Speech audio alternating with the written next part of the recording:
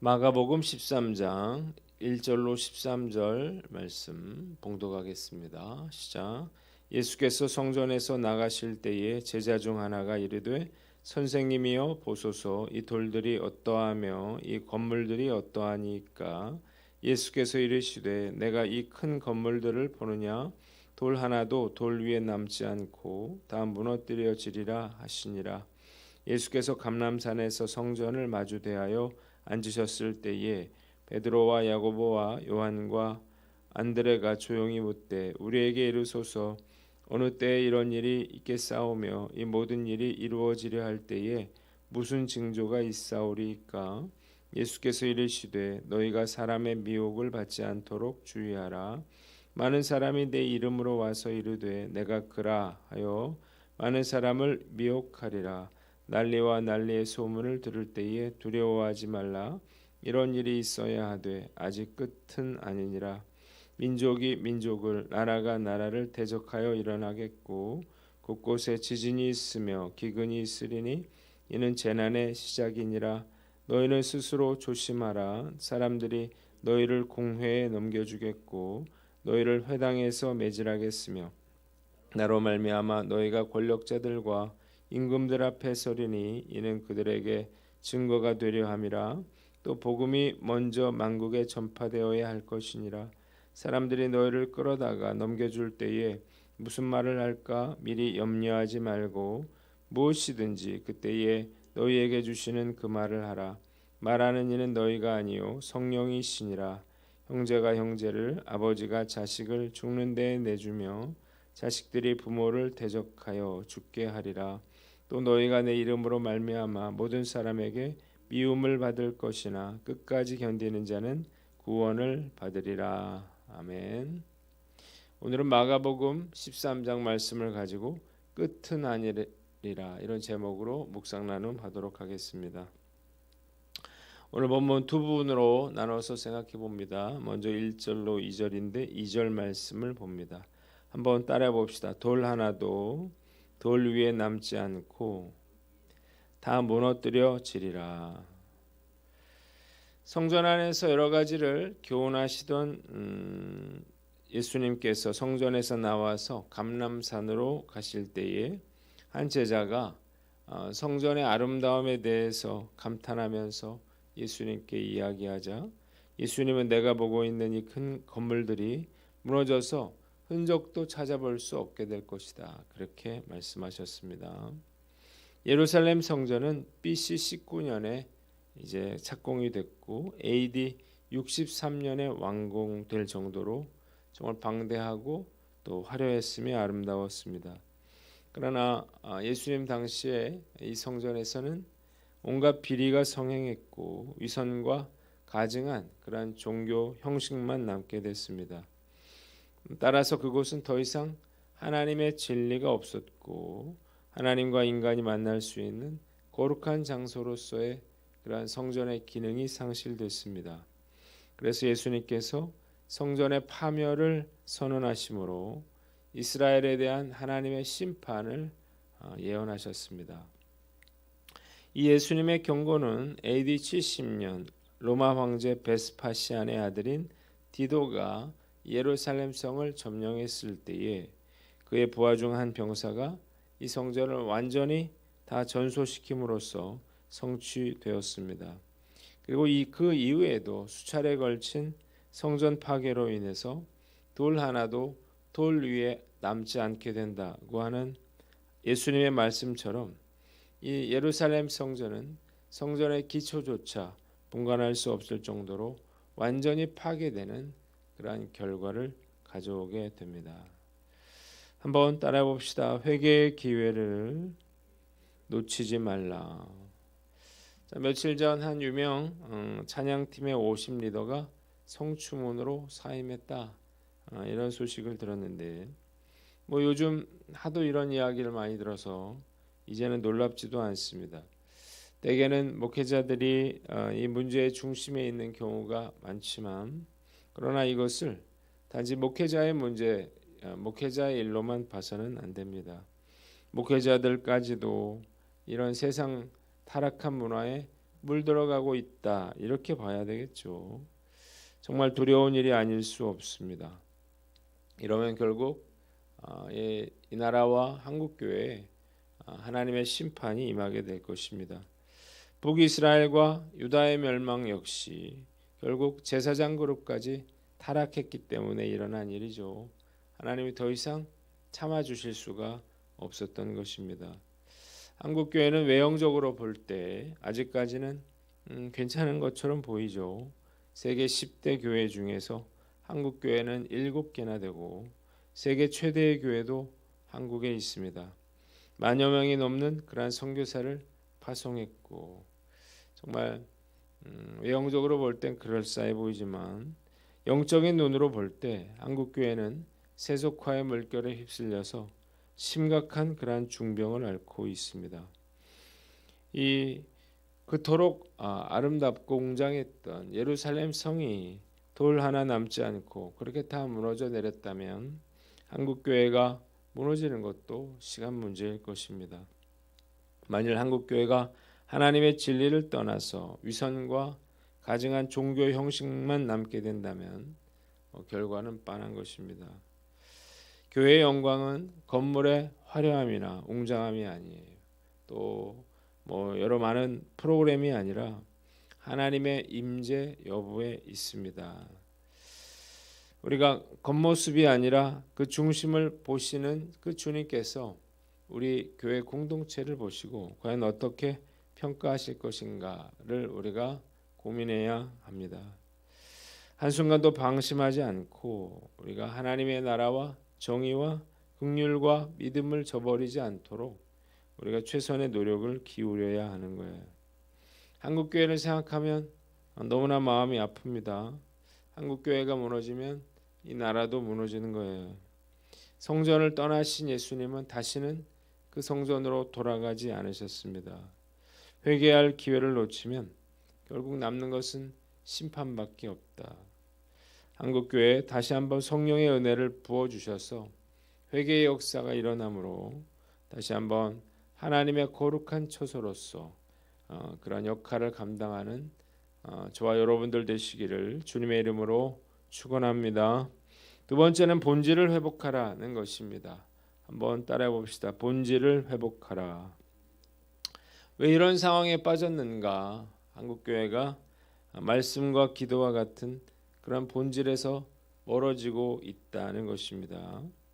많은 성도들이 말씀을 가까이 하지 않고 말씀을 듣더라도 자신의 삶에 적용하지 않습니다. 거룩하고 순결하게 살아야 한다 이렇게 말은 하지만 실제로 그렇게 사는 사람은 드물죠.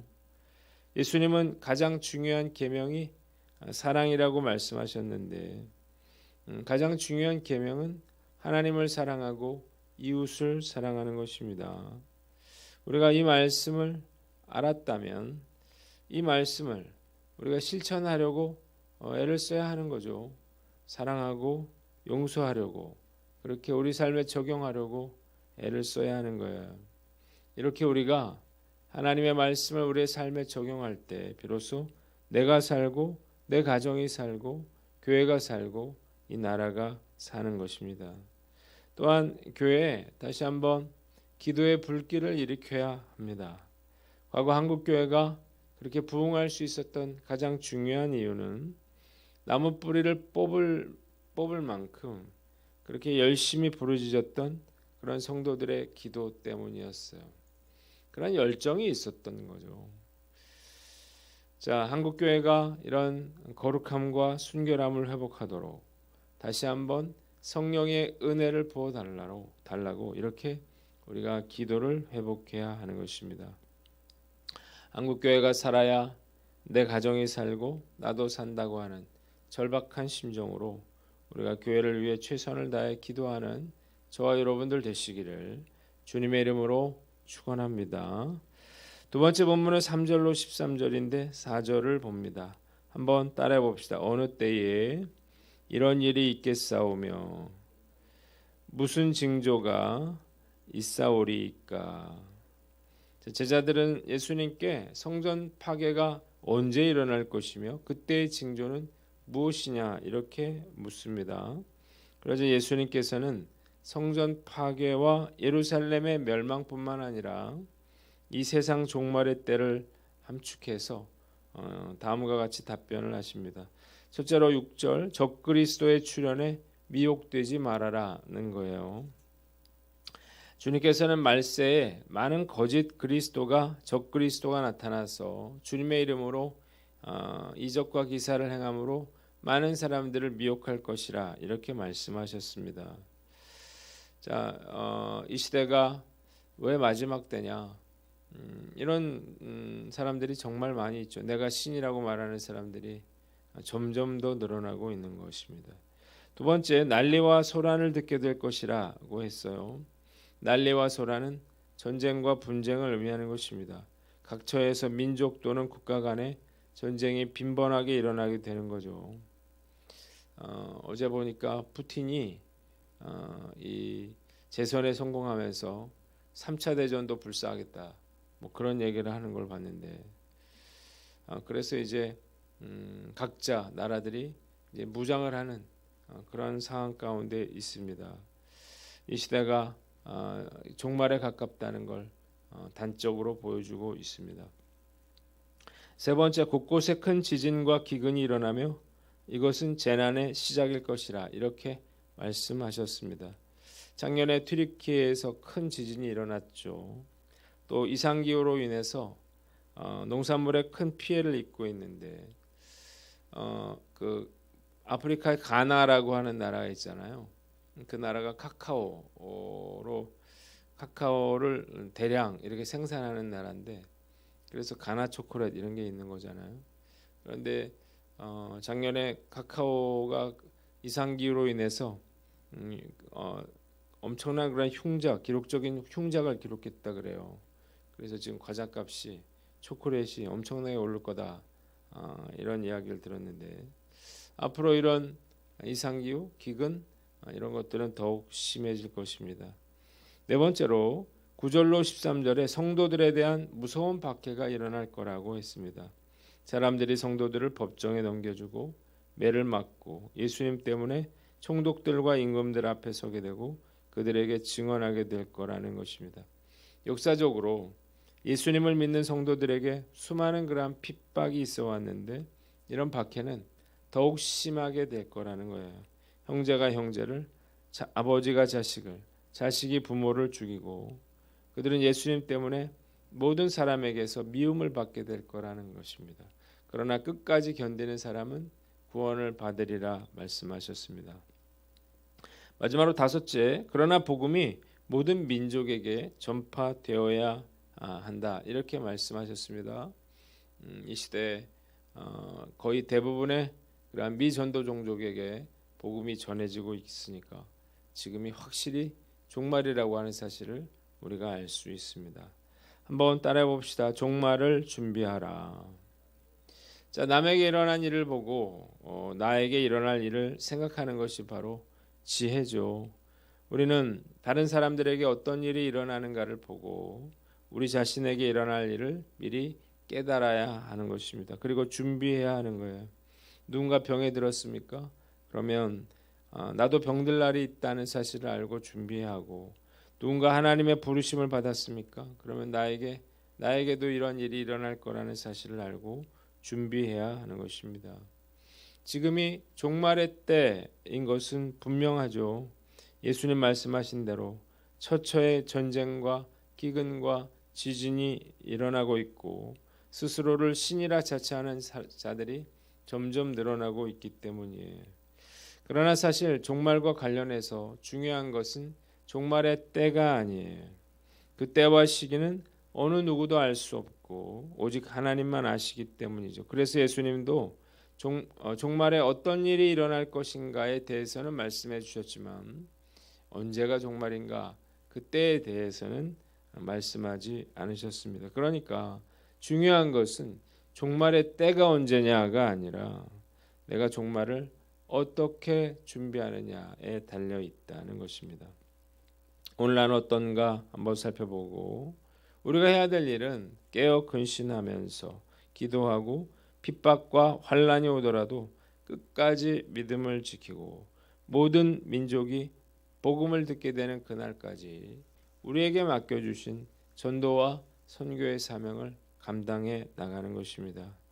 오늘 어떤 어려움이 있더라도 끝까지 인내로 구원을 이루는 저와 여러분들 되시기를 주님의 이름으로 축원합니다.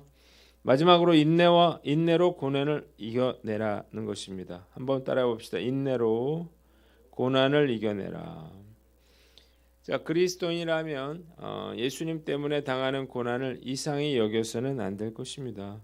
주님은 끝까지 믿음을 지키는 자에게 구원을 약속해 주셨는데 예수님 때문에 제자들은 엄청난 핍박을 받았죠.